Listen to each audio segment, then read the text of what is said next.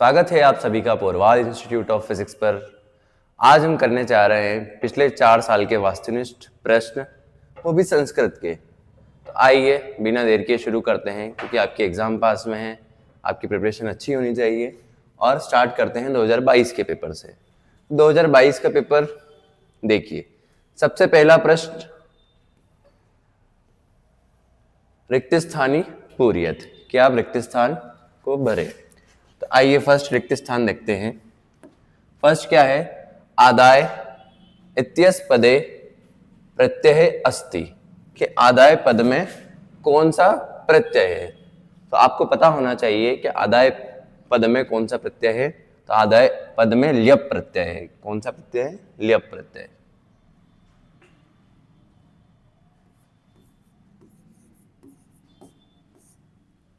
दूसरा प्रश्न, हसितुम इत्यस्य पदे प्रत्यय अस्ति, ये हसितुम पद में कौन सा प्रत्यय है? हसितुम पद में तुमुन प्रत्यय है। कौन सा प्रत्यय है? तुमुन। तीसरे रिक्त स्थान पर कि गतवान इत्यस पदे प्रत्यय अस्ति, गतवान पद में कौन सा प्रत्यय है? तो गतवान पद में तवतु प्रत्यय है। तो यहां पर आपको दिए हुए ऑप्शन इन्हीं में से चुनकर लिखना है। तो गतवान पद में कौन सा प्रत्यय है? तवतु प्रत्यय।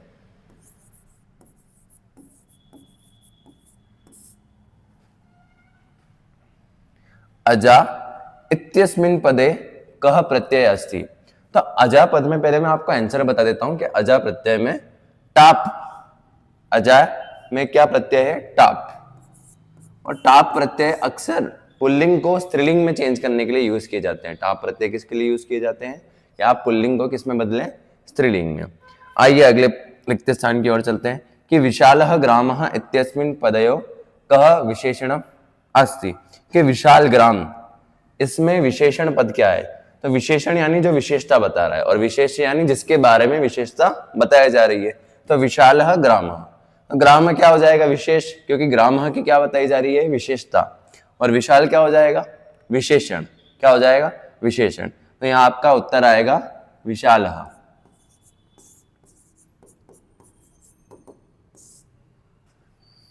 आइए चलते हैं अगले रिक्त स्थान की ओर। अगला रिक्त स्थान क्या है? मधुराणी गीतानि इत्यस्मिन् पदयो विशेष्यम अस्ति, कि मधुराणी गीत, मधुराणी मतलब मधुर गीत, मधुर क्या है? गीत है। तो मधुर गीत में विशेष्य क्या है? विशेष्य क्या होता है? जिसके बारे में विशेषता बताई जा रही है, जिसके बारे में विशेषता बताई जा रही है। तो मधुराणी गीतानी में विशेष्य क्या है? गीतानी। विशेष्य क्या है? गीतानी। चतुरः काकः इत्यस्मिन् पदयो विशेषणम, के चतुर काक, चतुर काक मतलब चतुर कौवा में विशेषणम क्या है? विशेषण, जो विशेषता बता रहा है। तो काक के बारे में बात हो रही है, तो काक की विशेषता बताई जा रही है कि वो चतुर है। तो इसका विशेषणम क्या है? चतुरः। यहां पर आपके 2022 के रिक्त स्थान पूरे हुए। आइए चलते हैं अगले प्रश्न की ओर और देखते हैं अगले प्रश्न में क्या है। आपको उत्तर भी इसके नीचे ही दिए हुए हैं। अगर आपको उत्तर डायरेक्ट देखना है तो आप इसका स्क्रीनशॉट ले सकते हैं। वैसे मैं सारे सॉल्व कराते जा रहा हूं, तो आप पूरी वीडियो ही देखिए, जो आपके लिए बेनिफिशियल रहेगी। अगला क्या है? एक पदेन उत्तरम लिखत, कि सलिलम इत्यस्य पदे पर्याय भवति, इस सलिलम पद में का पर्याय क्या होगा? सलिलम अर्थात पानी। तो सलिलम का एक और पर्याय क्या हो जाएगा? जलम। क्या हो जाएगा? जलम। मैं यहां उत्तर लिख देता हूं। सलिलम पद का पर्यायवाची क्या हो जाएगा? जलम। सलिलम पद का पर्यायवाची जलम। आम्रम इत्यस्य पदे पर्याय भवति, आम्रम पद का, आम्रम मतलब आम, फल वाला आम जो हम खाते हैं अक्सर गर्मी में, उसका पर्याय क्या होगा? तो आम्रम, आम्रम में रस होता है ना, तो इसका याद करने का तरीका क्या है? आम्रम, आम का रस बनता है, आम में रस होता भी है। तो आम्रम का पर्याय क्या हो जाएगा? रसालम। क्या हो जाएगा? रसालम।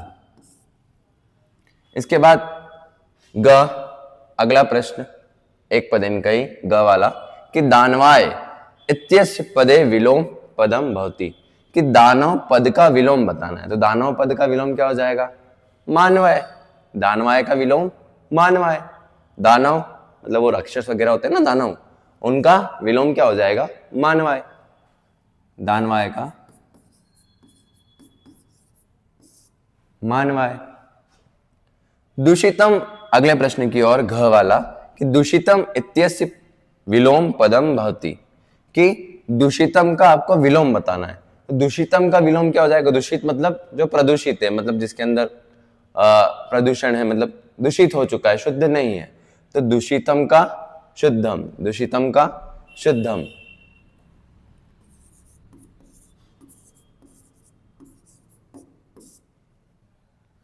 आइए चलते हैं अगले प्रश्न की ओर, कि सर्वदा सर्व कार्येषु क बलती, कि हमेशा हर कार्य में बलवान कौन होती है? तो अक्सर जो काम हमारे तन से, हमारे मतलब हमारे ताकत से नहीं हो पाते हैं, वो हमारे बुद्धि के बल पे हो जाते हैं। तो हमेशा हर कार्य में बलवती, ठीक है। बलवान कौन है? तो बुद्धि। हमेशा हर कार्य में बलवान कौन है? बुद्धि। तो हमारे अभी कितने प्रश्न हो गए? 1 2 3 4 5। आइए अगले एक पद की ओर चलते हैं। इसके आंसर भी नीचे ही दिए हुए हैं, ठीक है। कि मनुष्याणाम महान रिपुः कः, कि मनुष्यों का सबसे बड़ा शत्रु कौन है? रिपु अर्थात शत्रु। मनुष्यों का सबसे बड़ा शत्रु कौन है? तो यहाँ आंसर भी दिया हुआ है आपको, आलस्य। और आलस्य सही में भी सबसे बड़ा शत्रु है, क्योंकि आलस्य मिनटों का काम घंटों में करवाता है, ठीक है। तो आलस्य नहीं होगा मनुष्य के अंदर, तो वो अपने काम जल्दी कर पाएगा, वो एक्टिव रहेगा लाइफ में आगे जल्दी बढ़ पाएगा। और आलस्य मनुष्य को क्या करेगा? पीछे करेगा। तो आलस्य सबसे बड़ा शत्रु है। पिता पुत्राय बाल्ये किम यच्छति, पिता पुत्र को उसके बचपन में क्या देता है? तो विद्याधन। यहाँ पे थोड़ा सा मिस प्रिंटिंग है, ये विद्या धर्म नहीं है, विद्याधन। क्या देते हैं? विद्या धनम, विद्या धनम। क्या देते हैं? विद्या धनम। ये एक पदेन हमारे 2022 के प्रश्न पत्र के खत्म हुए। आइए चलते हैं अगले प्रश्न पर। अगला प्रश्न क्या कह रहा है? अगला प्रश्न किस फॉर्मेट में है? अगला प्रश्न है उचित विकल्पम चित्वा लिखित, मतलब एमसीक्यूज। एमसीक्यूज मतलब 4 ऑप्शन दे रखे हैं, उनमें से आपको एक चुनना है, ठीक है। तो उचितम कि फलानी इत्यस्य पदे वचनम अस्ति, कि फल पद में, फलानी पद में कौन सा वचन है? तो फलानी पद में बहुवचन है। कौन सा वचन है? बहुवचन। ग्रहात, ख वाला, ग्रहात इत्यस्मिन् पदे विभक्ति अस्ति, कि ग्रहात पद में कौन सी विभक्ति है? ग्रहात पद में कौन सी विभक्ति है? तो ग्रहात पद में है पंचमी विभक्ति। ग्रहात पद में क्या है? पंचमी विभक्ति। आइए अगले उचित विकल्पम की ओर चलते हैं।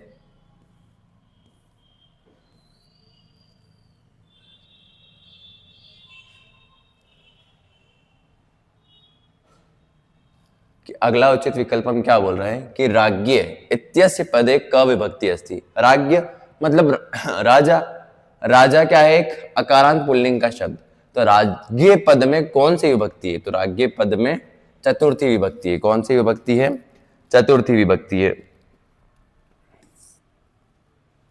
कि बालकम इत्यस्मिन् पदे विभक्ति अस्ति। बालकम पद में कौन सी विभक्ति है?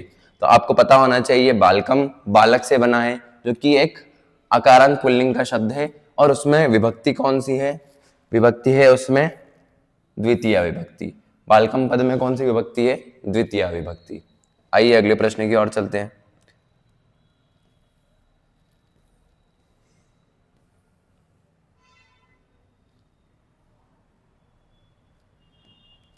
कि प्रयत्न इत्यस्मिन् पदे उपसर्ग अस्ति, कि प्रयत्न पद में कौन सा उपसर्ग है? तो प्रयत्न में प्र, उपसर्ग क्या है? प्र।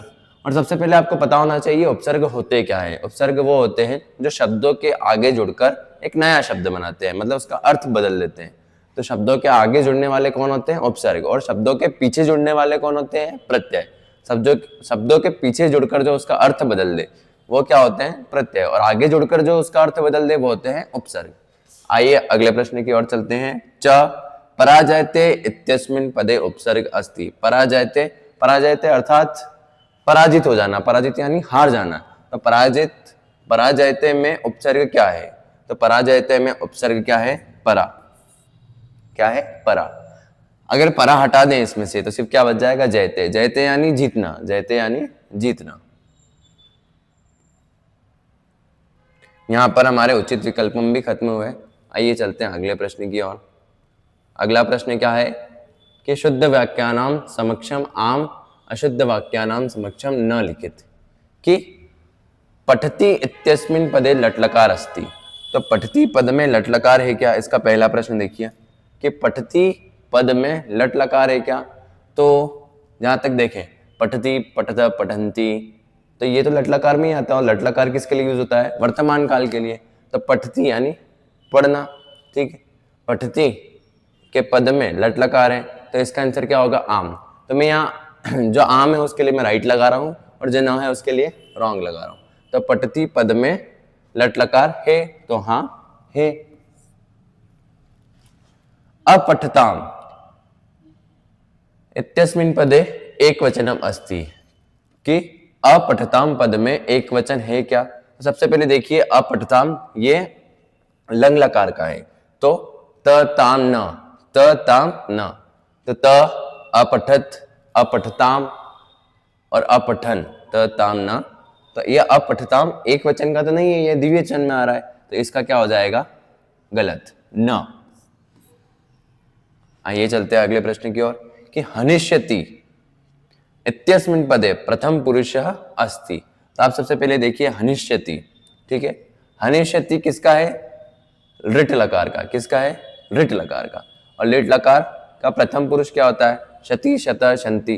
तो शति, तो शति किस में आ रहा है? प्रथम पुरुष में। तो इसका क्या होगा? आम होगा। क्या होगा? आम होगा। हताम इत्यस्मिन् पदे लिट लकार अस्ति। हताम पद में क्या है? लिट लकार है। तो बिल्कुल गलत है क्योंकि हताम पद में लिट लकार नहीं है। इसमें क्या है? लोट लकार है। क्या है? सॉरी लंग लकार है। हताम पद में क्या है? लंग लकार है जो कि भूतकाल के लिए होता है और ये भविष्य काल के लिए होता है। लिट लकार किसके लिए होता है? भविष्य काल के लिए। और हताम पद में क्या है? लंग लकार। तो इसका क्या हो जाएगा? गलत। क्या हो जाएगा? गलत। कच्छपः शनैः शनैः चलति इत्यस्य वाक्य है अव्ययम न अस्ति। कि कच्छप, कच्छप यानी कछुआ, शनैः शनैः, शनैः शनैः अर्थात धीरे धीरे चलता है, इस वाक्य में अव्यय नहीं है। तो ये बिल्कुल गलत है क्योंकि धीरे धीरे ही एक अव्यय होता है, ठीक है। तो इसमें अव्यय है तो इसका भी क्या हो जाएगा? गलत। क्या हो जाएगा? गलत।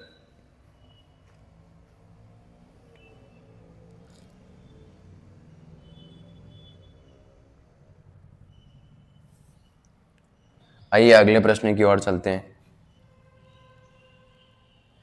कि विद्या माता इव रक्षति इत्यस्य वाक्ये इव अव्ययम अस्ति। कि विद्या माता इव रक्षति, इस वाक्य में इव अव्यय है। तो हाँ, इस वाक्य में क्या है? इव अव्यय है। यहां पर लिखा हुआ भी है आम, तो यहां पर आम। आइए चलते हैं 2022 के अगले प्रश्न की ओर। 2022 का अगला प्रश्न क्या बोल रहा है कि युग्म मेलन कुरुत। युग्म मेलन कुरुत अर्थात सही जोड़ी मिलाइए। तो अनुरूपम, अनुरूपम का क्या हो जाएगा? अव्ययी भाव समास। क्या हो जाएगा? अव्ययी भाव समास। अव्ययी भाव समास मतलब जिसमें पहला पद क्या होता है? अव्यय होता है। पहला पद क्या होता है? अव्यय। तो अनुरूपम में क्या आएगा? अव्ययी भाव समास। चोरात भयम, चोरात भयम में क्या आएगा? पंचमी तत्पुरुष। कि चोरों से भय, चोरों से भय, भय अर्थात डर। पंचवटी, जिनके अंदर भी आपको संख्या दिखे, जिन भी शब्दों के अंदर संख्या दिखे और संख्या वाला ही शब्द वो दिखे, जैसे पंचवटी। तो पंचवटी हर उस शब्द में क्या आता है? द्विगु समास। क्या आता है? द्विगु समास। तो पंचवटी में क्या आएगा? द्विगु समास। सज्जन, सज्जन का यहां पे मुझे साफ साफ दिखाई दे रहा है सतजन, सतजन। सज्जन का संधि विच्छेद क्या हो जाएगा? सतजन। मनः रथ, मनः रथ जो क्या है? मनोरथ। इसमें कौन सी संधि लग रही है सबसे पहले ये बताइए? मनः रथ में कौन सी लग रही है? विसर्ग संधि। सज्जन में कौन सी लग रही थी? व्यंजन संधि। कौन सी लग रही थी? व्यंजन संधि। आइए अगले प्रश्न पर। ये तो आसान है, आपको साफ साफ दिख रहा होगा। गण ईश गणेश, गण ईश गणेश, ठीक है। इसमें वृद्धि संधि है। देख लीजिए एक बार इसको कि अनुरूपम में अव्ययी भाव समास, चौरात भयम में पंचमी तत्पुरुष, पंचवटी में द्विगु समास, सज्जन का सतजन, मनः रथ का मनोरथ और गण ईश का गणेश। यहां पर हमारे 2022 के सारे वास्तुनिष्ठ पत्र, सारे वास्तुनिष्ठ प्रश्न खत्म हुए। आइए चलते हैं 2023 के पेपर पे। अब हम इसके वास्तुनिष्ठ प्रश्न करेंगे, ठीक है। 2023 का वास्तु, ठीक है।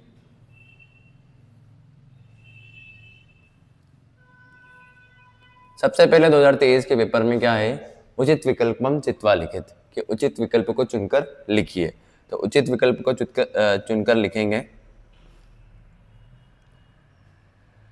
अहम श्वः ग्रामम गमिष्यामि, कि मैं कल गांव जाऊंगा। इत्यस्मिन् वाक्य अव्ययम अस्ति, कि इस वाक्य में अव्यय क्या है? तो अहम श्वः, मैं कल, श्व। सदाचार एव परमो धर्म अस्मिन् वाक्य अव्यय अस्ति, कि सदाचार एव परमो धर्म में अव्यय क्या है? तो सदाचार एव।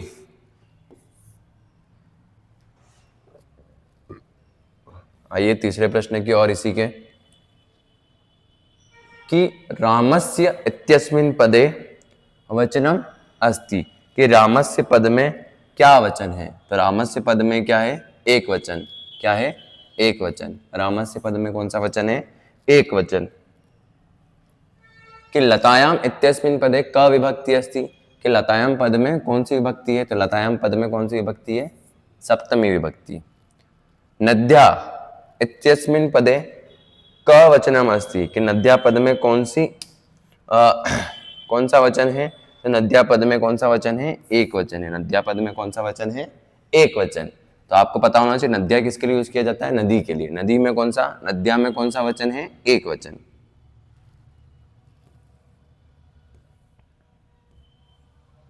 इसके उत्तर भी नीचे दिए हुए हैं, कि रमा, रमा इत्यस्मिन् पदे क विभक्ति अस्ति, तो रमा पद में कौन सी विभक्ति है? तो रमा पद में प्रथमा विभक्ति है। रमा पद में कौन सी विभक्ति है? प्रथमा विभक्ति है।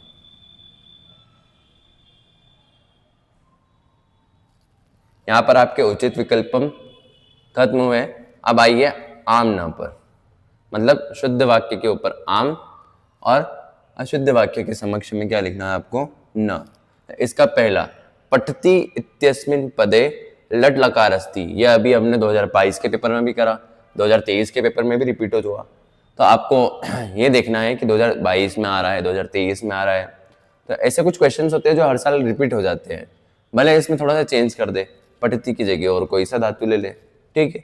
तो पठति, पठति पद में लट लकार है, तो हाँ बिल्कुल हम पीछे पढ़ के आए कि इसमें लट लकार है। गच्छन्तु इत्यस्मिन् पदे लट लकार अस्ति, गच्छन्तु पद में लट लकार है? नहीं, गच्छन्तु पद में लट लकार नहीं है। इसमें क्या है? लोट लकार है। गच्छन्तु तु ताम अंतु, ठीक है। तु ताम अंतु किसके लिए यूज किया जाता है? लोट लकार, अर्थात आज्ञा के अर्थ में। किसके अर्थ में? आज्ञा के अर्थ में। तो यहाँ पर गच्छन्तु में लट लकार नहीं है, लोट लकार है, इसके लिए ये गलत हो जाएगा। प्राचार्य इत्यस्मिन् पदे प्र उपसर्ग अस्ति, कि प्राचार्य पद में कौन सा उपसर्ग है? प्र उपसर्ग है। तो प्र, इसका संधि विच्छेद करके देखो, प्र और आचार्य, प्र और आचार्य, प्र अलग हो रहा है और आचार्य अलग हो रहा है। तो आचार्य भी एक शब्द होता है, उसके आगे प्र लगाने से उसका थोड़ा सा मीनिंग चेंज हो रहा है, इसलिए प्र इसका उपसर्ग होगा या नहीं होगा? तो प्र इसका उपसर्ग बिल्कुल होगा। इसका कर दीजिए आम। घ वाला निर्धन इत्यस्मिन् पदे निस उपसर्ग अस्ति कि निर्धन पद में निस उपसर्ग है, तो हाँ बिल्कुल निस उपसर्ग है। भविष्यति इत्यस्मिन् पदे मध्यम पुरुष अस्ति कि शतः शती शन्ति। सबसे पहले भविष्यति होने वाला है, ठीक है, भविष्यति मतलब होना, ठीक है। भविष्यति किसके लिए यूज हो रहा है? भविष्यति में सबसे पहले कौन सा धातु रूप है, आप ये बताइए कि भविष्यति रूप में कौन सा धातु रूप है, कौन सा धातु रूप है? मैं बता देता हूं, धातु रूप है इसमें लिट लकार यानी भविष्य काल में, लिट लकार यानी भविष्य काल। तो शती शतः शन्ति, तो ये तो प्रथम पुरुष में मतलब शती शतः शन्ति, ठीक है। तो ये किस में आ रहा है? प्रथम पुरुष में आ रहा है, तो ये मध्यम पुरुष का नहीं है, इसके लिए इसका क्या हो जाएगा? रॉन्ग।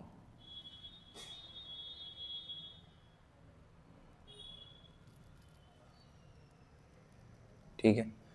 इसके बाद आखिरी अशुद्ध शुद्ध वाक्यम का कि अगच्छत इत्यस्मिन् पदे एक वचनम अस्ति, कि अगच्छत पद में एक वचन है क्या?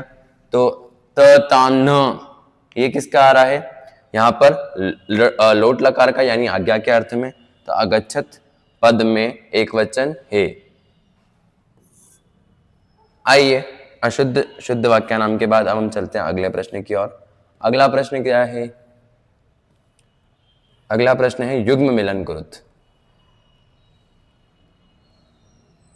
युग्म मिलन कुरुत की सही जोड़ी बनाइए। सही जोड़ी मैं आपको बनवाता हूं, राम कृष्णो, राम कृष्णो, जहां पर दोनों ही पद प्रधान हो, राम कृष्ण, उसमें आता है द्वंद्व समास। क्या आता है? द्वंद्व समास। तो राम कृष्ण को क्या हो जाएगा? द्वंद्व समास। जगत ईश, जगतीश मतलब जगत के ईश्वर, जगत के पालनहार मतलब भगवान, जगत ईश, इसका संधि विच्छेद करेंगे तो क्या हो जाएगा? जगत धन ईश, तो जगत ईश। यहाँ पर आपको दिख रहा होगा कि एक व्यंजन है, ना कि स्वर से खत्म हो रहा है, ये आधे व्यंजन से खत्म हो रहा है, इसलिए इसमें क्या लगेगी? व्यंजन संधि। क्या लगेगी? व्यंजन संधि। कि पीतांबर, क्या? पीतांबर मतलब पीला हो अंबर, जिसका अर्थात जो पीले वस्त्र धारण करते हैं। कौन धारण करते हैं? भगवान श्री विष्णु, ठीक है। ये वो समास है जिसमें दोनों ही पद की प्रधानता नहीं है, दोनों ही पद की वजह से किसी तीसरे की प्रधानता आ रही हो। तो पीतांबर में क्या हो जाएगा? बहुब्रीहि समास। क्या हो जाएगा? बहुब्रीहि समास। आइए अगले प्रश्न की ओर। विद्यालय, विद्यालय, इसमें आप बचपन से ही पढ़ रहे हैं कि विद्यालय में कौन सा विद्यालय में कौन सा संधि होगी?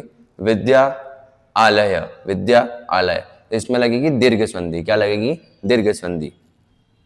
यहाँ पे दीर्घ लिखा हुआ है तो इसको दीर्घ कर लीजिएगा, दीर्घ संधि, दीर्घ संधि। आइए अगले प्रश्न की ओर चलते हैं कि चौरात भयम, यह भी हमने पिछले प्रश्न पत्र में किसी और ऑब्जेक्टिव मतलब किसी और वस्तुनिष्ठ प्रश्न के रूप में देखा था, और यहाँ पर भी वही आ गया। तो चौरात भयम हमने पिछले प्रश्न पत्र में भी कराया, तो आपको याद होगा चौरात भयम अर्थात पंचमी तत्पुरुष। कौन सा लग रहा है इसमें? पंचमी तत्पुरुष। मनोरथ, मनोरथ, ये भी हमने पिछले प्रश्न पत्र में करा है कि मनोरथ में कौन सी संधि है? विसर्ग संधि। तो इसमें भी क्या आएगी? विसर्ग संधि। आइए चलते हैं अगले प्रश्न की ओर।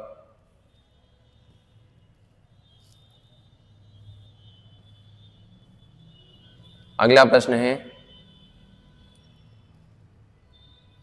अगले प्रश्न के उत्तर आपको वैसे दे रखे हैं नीचे, फिर भी मैं आपको मीनिंग समझाते हुए करवाता हूं कि अत्र जीवितम कीदृशम जातम, कि यहाँ पर जीवन कैसा हो गया है, ठीक है। तो यहाँ पर जीवन मतलब कैसा हो गया? दुर्वहम मतलब बहुत कठिन हो गया है, बहुत ज्यादा प्रदूषण होने के कारण, बहुत ज्यादा पर्यावरण को हानि होने के कारण यहाँ पर जीवन कैसा हो गया है? दुर्वहम। कैसा हो गया है? दुर्वहम, ठीक है।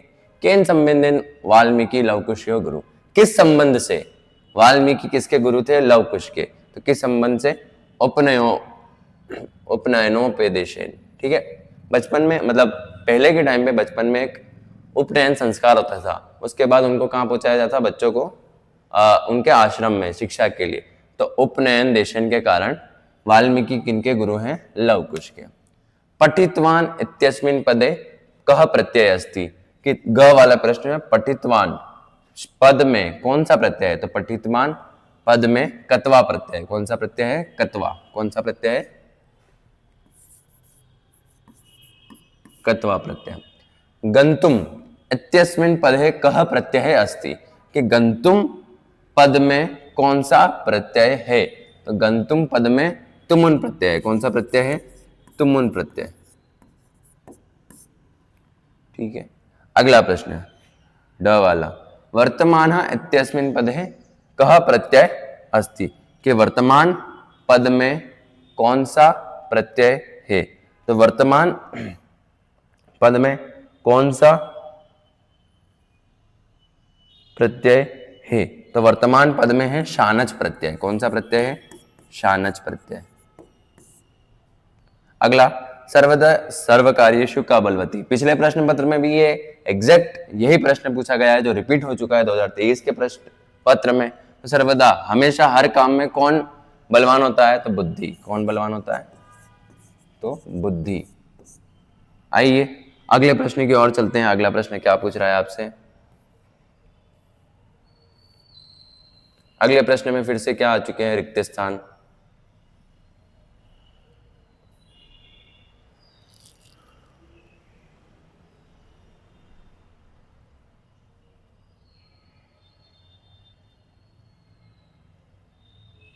कि आम्रम इत्यस्य पदस्य पर्याय भवति, कि आम्रम पद का पर्याय क्या होगा, तो ये भी पिछले प्रश्न पत्र में हम पढ़ के आए हैं कि आम्रम पद का पर्यायवाची क्या होगा, रसालभ, क्या होगा, रसालभ।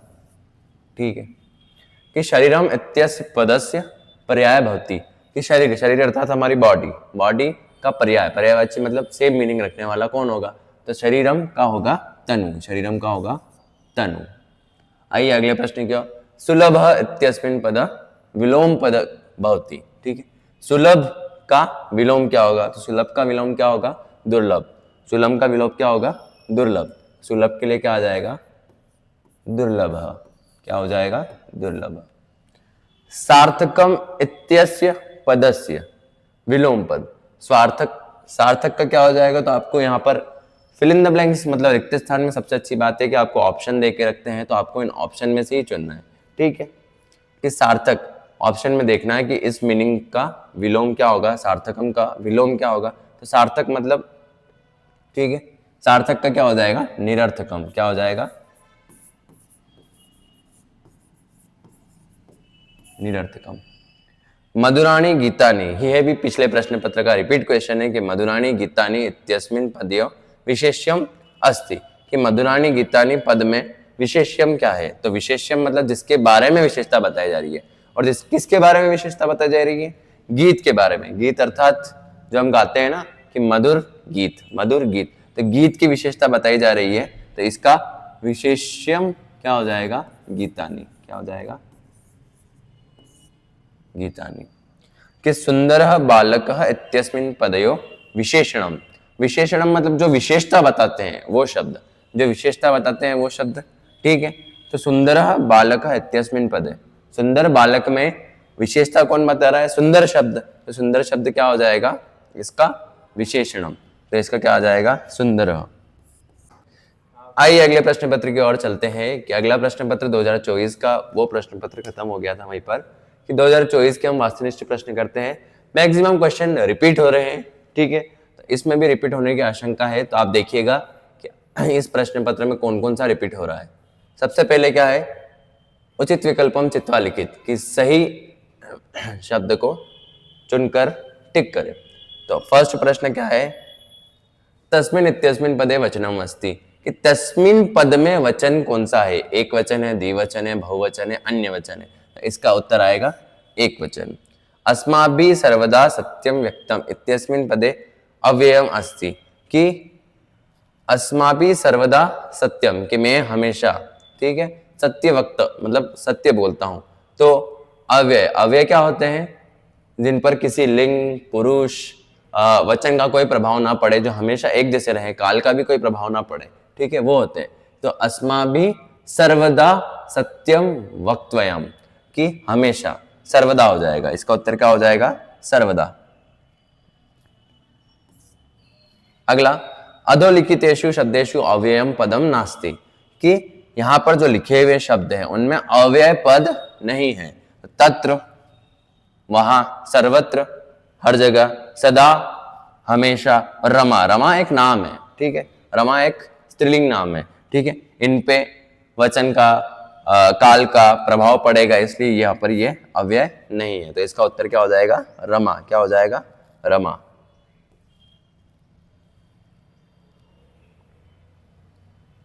ठीक है, आइए अगले प्रश्न की ओर, कि बालकान इत्यस्मिन् पदे विभक्ति अस्ति। क्या आपको बताना है कि बालकान, बालकान में कौन सी विभक्ति है? तो बालकान में कौन सी विभक्ति है? द्वितीया विभक्ति। कौन सी विभक्ति है? द्वितीया विभक्ति। देहनौ इत्यस्मिन् पदे वचनम अस्ति, कि देहनौ पद में, देहनौ पद में वचन कौन सा है? देहनौ पद में है वचन बहुवचन। कौन सा वचन है? बहुवचन। आइए अगले प्रश्न की ओर चलते हैं। अगला प्रश्न क्या पूछ रहा है आपसे, कि नदीनाम इत्यस्मिन् पदे विभक्ति अस्ति, कि नदीनाम पद में कौन सी विभक्ति है? तो नदीनाम पद में है षष्ठी विभक्ति। कौन सी विभक्ति है? षष्ठी विभक्ति। अगर आपको उत्तर सही चाहिए तो आपको इनके स्क्रीनशॉट लेके चलना पड़ेगा। वैसे तो मैं सॉल्व करा रहा हूँ, पूरी वीडियो आप देखोगे आपको यूं ही समझ में आ जाएगा, लेकिन अगर आपको चाहिए तो आप इसका स्क्रीनशॉट ले सकते हैं। आखिरी में उत्तर भी दिए हुए हैं, हर प्रश्न के आखिरी में उत्तर दिए हुए हैं। आइए अगले प्रश्न की ओर आगे बढ़ते हैं। तो अगला प्रश्न क्या पूछ रहा है आपसे, कि रिक्त स्थानीय पूर्यत। मुझे तो फिर से रिपीट होते हुए दिख रहे हैं क्वेश्चंस, फिर भी देखते हैं चलिए। कि सलीलम, अभी हमने पढ़ा था सलीलम अर्थात पानी। सलील का पद का पर्याय पद क्या हो जाएगा? जलम, जो वहां पर लिखा हुआ है। सलीलम का पर्याय पद क्या हो जाएगा? जलम। रिपीटेड क्वेश्चन है, पिछले 2 साल से आया है, तो इस साल भी आ सकता है 2026 में। निर्मलम इत्यस्य पद विलोम अस्ति, कि निर्मलम का विलोम बताना है। तो निर्मलम मतलब जो कोमल है, निर्मलम का क्या हो जाएगा? समलम। क्या हो जाएगा? समलम।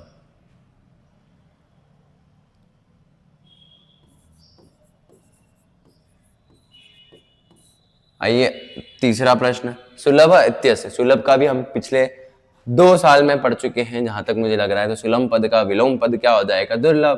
क्या हो जाएगा? दुर्लभ। शीघ्र, शीघ्रम इत्यस्य पद, शीघ्र मतलब जल्दी, शीघ्र का पर्यायवाची क्या हो जाएगा? सत्वरम। शीघ्र का पर्यायवाची क्या हो जाएगा? सत्वरम। क्या हो जाएगा? सत्वरम।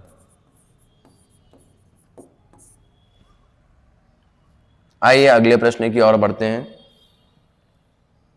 फिर से विशेषण विशेष्य बताना है, तो कुछ नहीं, बहुत आसान चीज है अपने लिए। तो कि श्वेतः अश्वः धावति इत्यस्मिन् वाक्ये विशेषणम पदम अस्ति, कि सफेद घोड़ा दौड़ता है। श्वेत अर्थात सफेद घोड़ा दौड़ता है, इस वाक्य में विशेषण पद क्या है?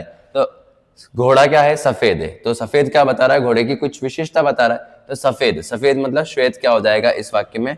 विशेषणम। श्वेत क्या हो जाएगा? विशेषणम। तो वहीं आपको रिक्त स्थान में श्वेत लिख देना है। जननी तुल्य वत्सला इत्यस्मिन् वाक्ये विशेष्यम पद, कि जननी तुल्य वत्सला, इस वाक्य में विशेष्य कौन है? विशेष्य अर्थात जिसके बारे में बात हो रही है। तो किसके बारे में बात हो रही है? जननी के बारे में। तो यहाँ पर रिक्त स्थान में क्या आ जाएगा? जननी। क्या आ जाएगा? जननी। आइए अगले प्रश्न की ओर चलते हैं। अगला प्रश्न क्या पूछ रहा है आपसे? युग्म मेलन। युग्म मेलन अर्थात सही जोड़ी बनाइए। बाप रे, क्वेश्चन 6, ऑप्शन इतने सारे। देखते हैं फिर भी, कि अनुरूपम। अनुरूपम हम पिछले पेपर में पढ़ चुके हैं। अनुरूपम अर्थात इसमें पहला पद जो है वो क्या है?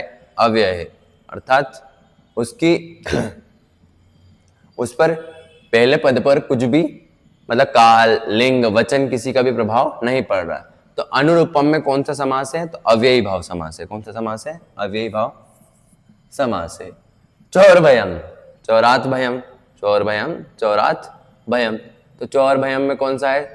पंचमी तत्पुरुष था, यहाँ पर सिर्फ तत्पुरुष भी दे रखा है, तो आपको तत्पुरुष पे ही लगाना है। ठीक है। त्रिभुवनम, मैंने बोला था ना आपको कि कोई भी शब्द में अगर पहला पद किसी संख्या का बोध करा रहा है तो उसमें हमेशा क्या आएगा? द्विगु समास। क्या आएगा? द्विगु समास। यहाँ द्विगु समास अभी दिख नहीं रहा है, शायद ऑप्शन और ऊपर है, हाँ, तो यहां पर है द्विगु समास किसका आ गया? त्रिभुवनम का। द्विगु समास किसका आया? त्रिभुवनम का। अगला प्रश्न, पुस्तकालयः, पुस्तक आलय, पुस्तक आलय। अ देखो मैं आपको समझाता हूं संधि विच्छेद कर कर कि पुस्तक आलयः, तो देखो ये आखिरी शब्द भी अ से खत्म हो रहा है, पुस्तक, और ये भी आलय, तो इसमें क्या आ जाएगा? अ और अ मिलके क्या बना रहे हैं? आ बना रहे हैं, तो इसका क्या आ जाएगा? दीर्घ स्वर संधि। क्या आ जाएगा? दीर्घ स्वर संधि। और उसका क्या आ गया था? द्विगु समास। अगला, निश्चलः, निह चलः, निह चलः, तो निश्चल क्या आ जाएगा? संधि विच्छेद करेंगे तो निह चलः। सूर्य उदय, सूर्य उदय, सूर्य उदय। अ और उ मिलके ओ बना लिया, अ और उ ने मिलकर ओ बना लिया, तो क्या हो जाएगा इसके लिए? इसके लिए क्या हो जाएगा? गुण स्वर संधि। इसके लिए क्या हो जाएगा? गुण स्वर संधि। क्या हो जाएगा? गुण स्वर संधि। के सूर्योदय के लिए क्या हो गया? गुण स्वर संधि। भाई गुणों को चेंज कर लिया ना, सूर्य उदय, सूर्य अ पे खत्म हो रहा है और उदय उ से चालू हो रहा है, अ और उ ने मिलकर ओ बना लिया, तो उसमें क्या आ जाएगा? गुण स्वर संधि। क्या आ जाएगा? गुण स्वर संधि। आइए अगले प्रश्न की ओर। अगले प्रश्न में आपको क्या पूछा है? एक पदेन कि पा धन कत्वा संयुज्म किम पदम भविष्यति, कि पा और कत्वा शब्द मिलकर किस पद को बना रहे हैं? तो पा धन कत्वा पित्वा, क्या हो जाएगा? पा धन कत्वा पित्वा, इसका उत्तर हो जाएगा पित्वा, अर्थात पीना।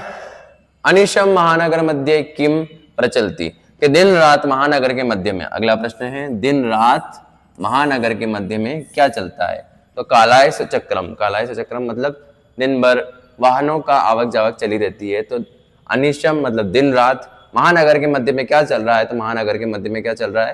कालायस चक्रम। क्या चल रहा है? कालायस चक्रम। दुर्बले सुते कस्या अधिक कृपा भवती, कि जो सुत, सुत अर्थात बेटा, दुर्बल सुत मतलब कमजोर बेटा, ठीक है, मन से तन से, किसकी अधिक कृपा से बनता है? तो माता की अधिक कृपा से, तो इसका उत्तर आएगा मातुः, मातुः अधिक कृपा दुर्बल सुते भवती। पिता पुत्राय बाल्ये किम यच्छति, पिता पुत्र को उसके बाल्यकाल में क्या देता है? तो पिता पुत्र को उसके बाल्यकाल अर्थात बचपन में क्या देता है? क्या देता है?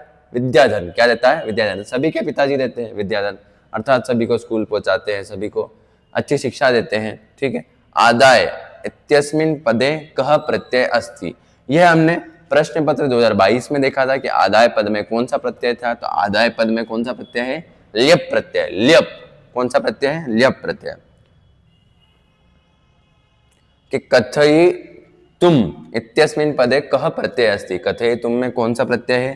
तो कथयि तुम में आपको आंसर भी दिख रहा होगा नीचे, तुमुन, तो तुमुन प्रत्यय। अगर मैंने इसका आंसर नहीं लिखा, अगर आपको आंसर चाहिए तो आप इस स्लाइड का फोटो मतलब स्क्रीनशॉट ले सकते हैं।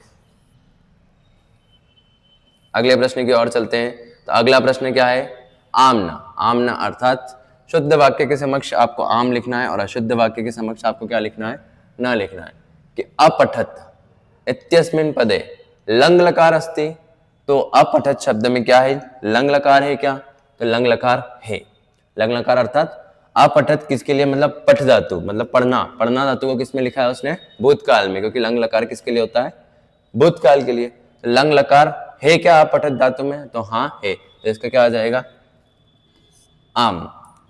निर्गच्छति इति पदे निर उपसर्ग अस्ति, तो निर्गच्छति, तो निर्गच्छति, निर्गच्छति। अगर मैं इसका संधि विच्छेद करूं तो निर अलग हो जाएगा, गच्छति अलग होगा। तो गच्छति का भी अपना कुछ मीनिंग होता है, गच्छति अर्थात जाना, तो निर अलग होगा, गच्छति अलग होगा, और निर आगे लग रहा है अर्थात ये उपसर्ग है। प्रत्युपकार इत्यस्मिन् पदे प्र उपसर्ग अस्ति, प्रत्युपकार, प्रत्युपकार में प्र उपसर्ग है क्या?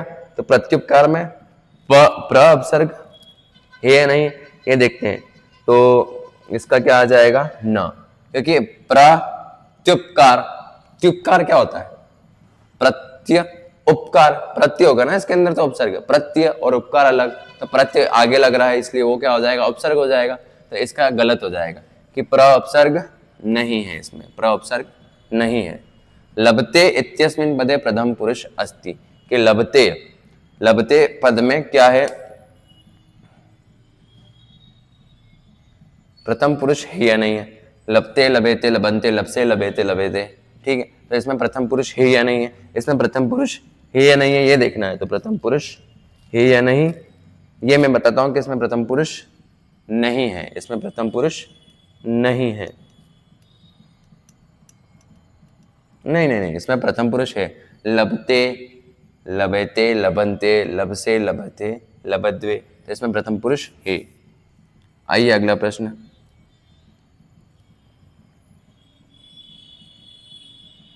कि आसित इत्यस्मिन् पदे बहुवचनम अस्ति, ठीक है। कि आसित पद में बहुवचन है क्या?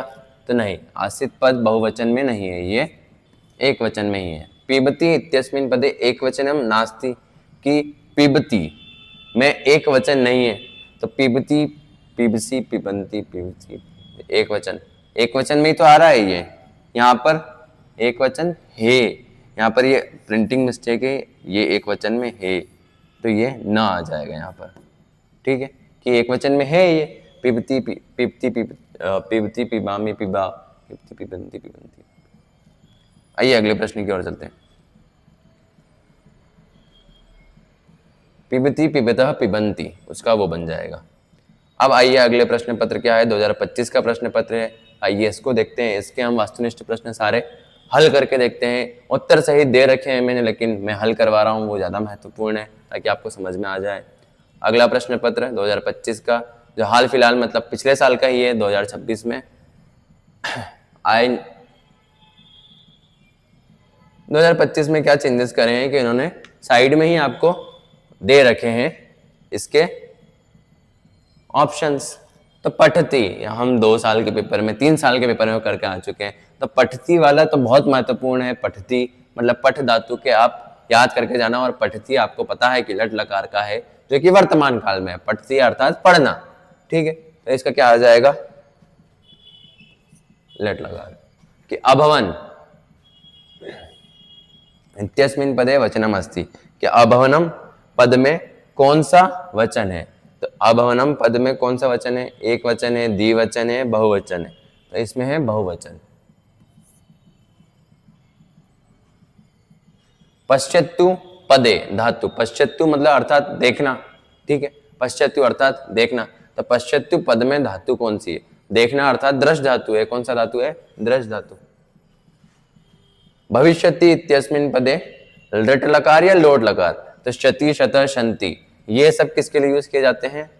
भविष्य काल के लिए। और भविष्य काल किस में आता है? लृट लकार में। किसके लिए आता है? लृट लकार में। आचार्य पदे उपसर्ग अस्ति, तो आचार्य पद में आचार्य पद में कौन सा उपसर्ग है? तो आड़। कौन सा उपसर्ग है? आड़।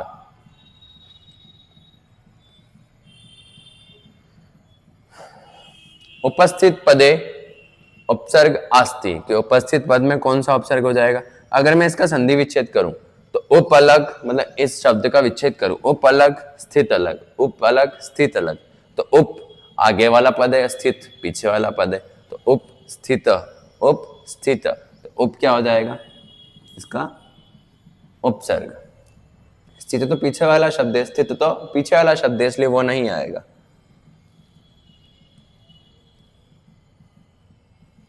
अगला प्रश्न, युग्म मेलन कुरुत, ठीक है। इसमें इतने ही ऑप्शन है और इतने ही, ठीक है। यथाशक्ति, यथाशक्ति मुझे यहां तक दिख रहा है अव्ययी भाव समास है, क्योंकि इसका पहला पद क्या है? अव्यय है। पहला पद क्या है? अव्यय है। तो ये क्या हो जाएगा?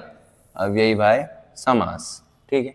ग्राम गतः, ग्राम गतः, ग्राम गतः जहां तक मुझे दिख रहा है कि चोरात भयम जैसा ही ये शब्द है जिसमें चोरों से भय, तो ग्राम की ओर जाना। ग्राम गतः क्या हो जाएगा? तत्पुरुष समास। कौन सा आ जाएगा? तत्पुरुष समास। नीलकंठ, नीलकंठ, नीलकंठ, जिनका कंठ नीला है उसके बारे में बात हो रही है। कंठ किनका नीला होता है? भगवान श्री भोलेनाथ का, भगवान भोलेनाथ का होता है ना। तो नीलकंठ क्या हो जाएगा? बहुब्रीहि समास, जिसमें दोनों ही पद प्रधान नहीं होते हैं, दोनों मिलकर किसी तीसरे की प्रधानता बताते हैं। एकाएक, एकाएक से मुझे जहां तक दिख रहा है कि इसको अगर ये संधि विच्छेद में लिखा हुआ है, एक एक क्या हो जाएगा इसका? एक एक। नास्ति, नास्ति का सामने ही पितृग्रहम, पितुग्रहम, ठीक है, पिता का घर।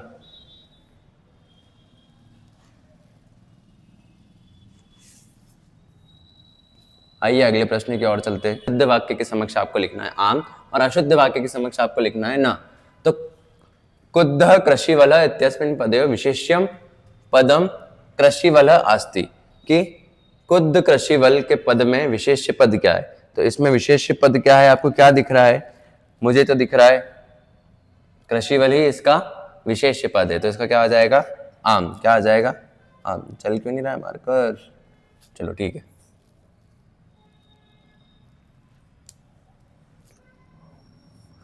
कश्चित कृषक इत्यस्मिन् पदयो विशेषणम पद कृषक, कृषक के बारे में तो बात हो रही है, तो कृषक तो विशेष्य हो जाएगा। तो कश्चित, ठीक है, कश्चित क्या हो जाएगा? इसका विशेषणम हो जाएगा। क्या हो जाएगा? इसका विशेषणम हो जाएगा, ठीक है। तो यहां पर कृषक इसका विशेषण पद नहीं होगा, वो विशेष्य है। प्रथम इत्यस् विलोम पद द्वितीय अस्ति, कि प्रथम पहले का विलोम पद द्वितीय होगा। पहले का विलोम पद द्वितीय थोड़ी ना होगा, पहले का तो आखिरी होगा, पहले का आखिरी होगा।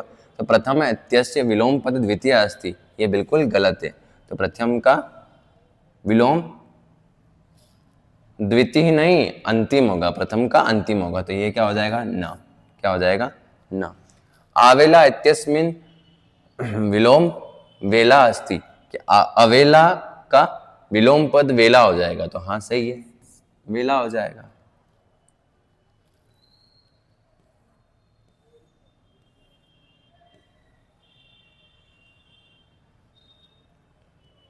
कि वनम इत्यस्य पद पर्याय ग्रामम अस्ति, कि वनम, वनम अर्थात वन, वन अर्थात जंगल, जंगल का पर्याय पद ग्राम होगा क्या? ग्राम और जंगल में बहुत अलग अलग चीजें हैं। वन में थोड़ी ना घर होते हैं, गांव में तो घर होते हैं, लोग रहते हैं। वन में थोड़ी ना इतने लोग रहते हैं, तो इसका पर्याय पद ग्राम नहीं होगा, तो न हो जाएगा। आम्रम इत्यस्य पर्याय पदम रसालम, ये प्रश्न 2 से 3 बार रिपीट हो चुका है कि आम्रम पद का पर्याय बताइए। अलग अलग क्वेश्चंस के फॉर्म में हुआ है, कभी रिक्त स्थान के, तो कभी उचित विकल्पम, तो कभी आमना। तो आम्रम इत्यस्य पद पर्याय पद रसालम अस्ति, रसालम ही होता है, तो इसका क्या हो जाएगा? आम। क्या हो जाएगा? आम।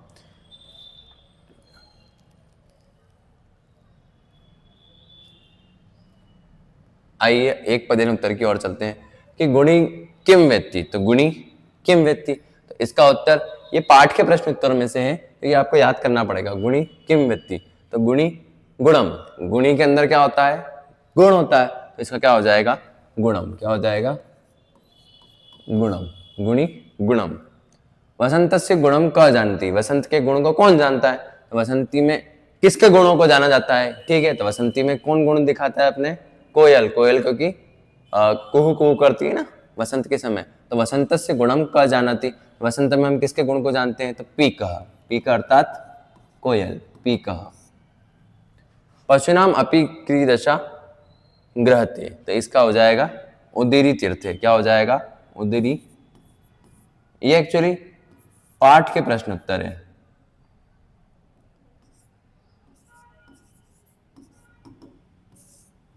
अगला, पठितुम इत्यस्मिन् पदे कह प्रत्यय अस्ति, कि पठितुम पद में प्रत्यय क्या है? तो पठितुम पद में प्रत्यय है तुमुन प्रत्यय। कौन सा प्रत्यय है?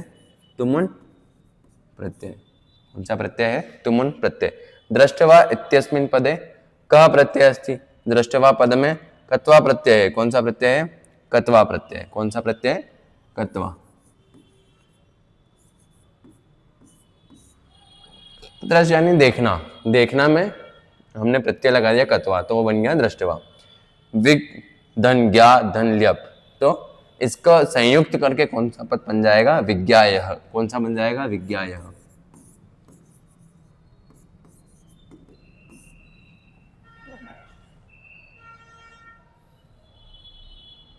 लास्ट प्रश्न, उचित विकल्पम चित्वा लिखित, की उचित विकल्प को चुनकर लिखिए। तो विद्यालय इत्यस्मिन् पदे वचनम अस्ति, विद्यालय पद में कौन सा वचन है? तो विद्यालय पद में एक वचन है। छात्रा इत्यस्मिन् पदे विभक्ति अस्ति, छात्रा पद में कौन सी विभक्ति है? तो छात्रा पद में कौन सी विभक्ति है? सबसे आसान इसका आंसर है प्रथमा विभक्ति। कौन सी विभक्ति है? प्रथमा विभक्ति। छात्रा अकारांत स्त्रीलिंग का शब्द है। छात्रा कौन सा शब्द है? अकारांत स्त्रीलिंग का शब्द है।